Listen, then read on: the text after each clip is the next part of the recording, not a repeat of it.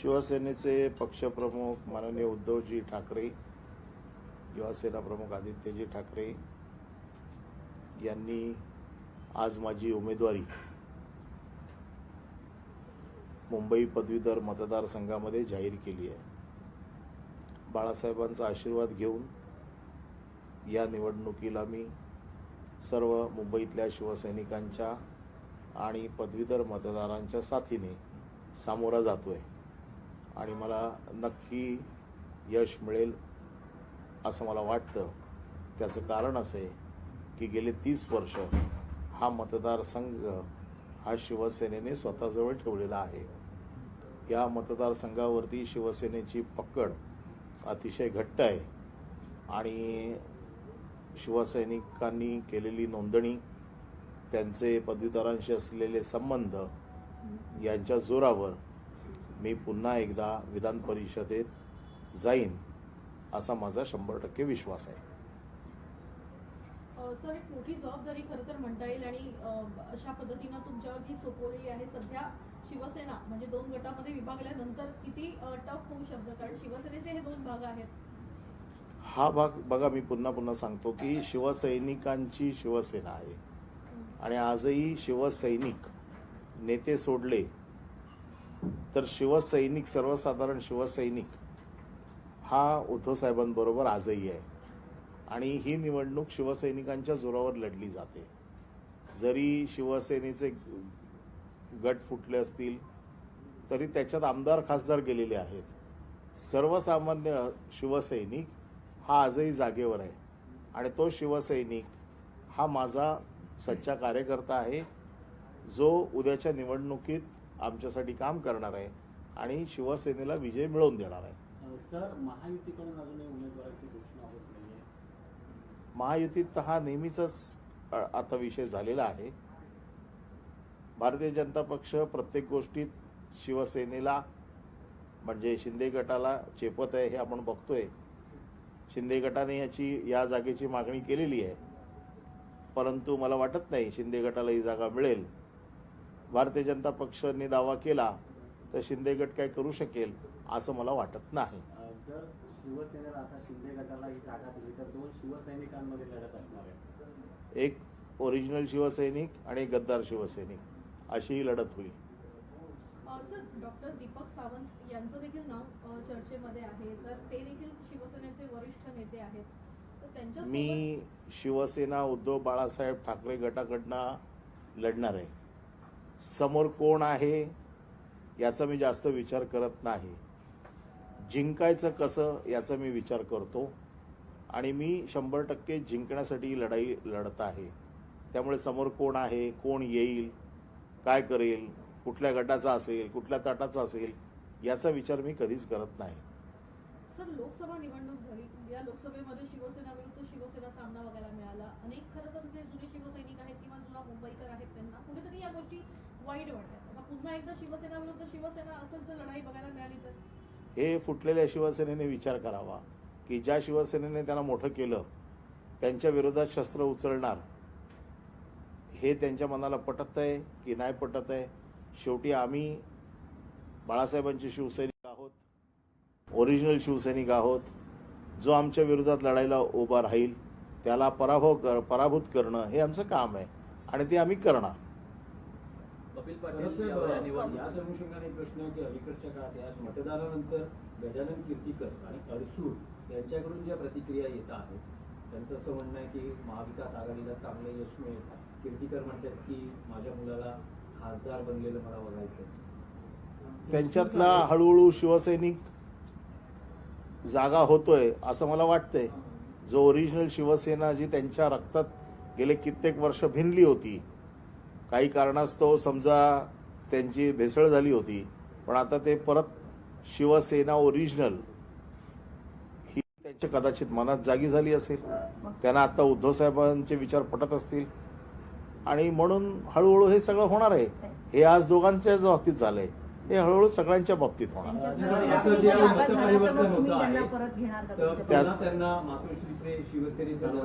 या बाबतीमध्ये शिवसेनेचे पक्षप्रमुखांचे सर्व अधिकार आहेत.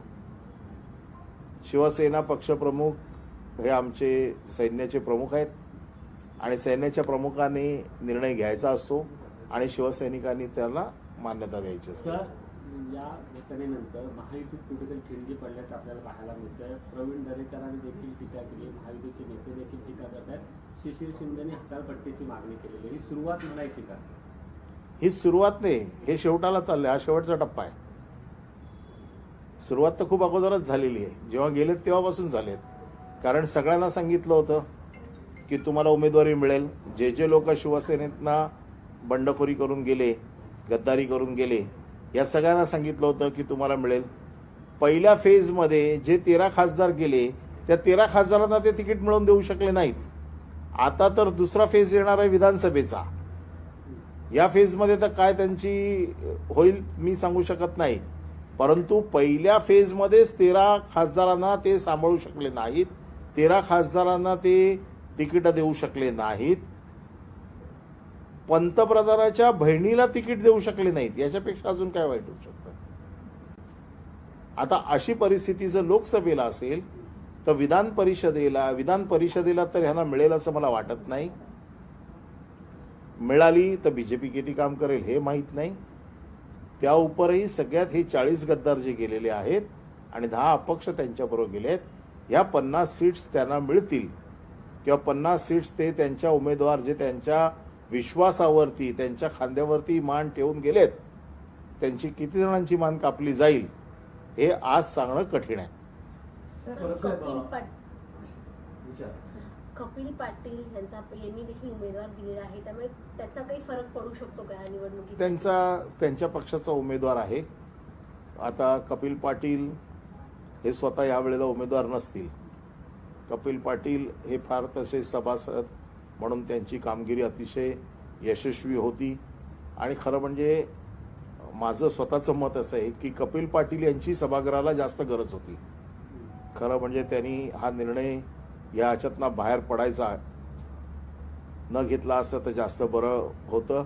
कारण आत्ता सभागृहामध्ये कपिल पाटील यांची गरज होती, पण ते स्वतः नसल्यामुळे आज शिवसेनेने देखील जे उमेदवार दिलेले आहेत ते देखील शिक्षण क्षेत्रातले तज्ज्ञ उमेदवार आहेत.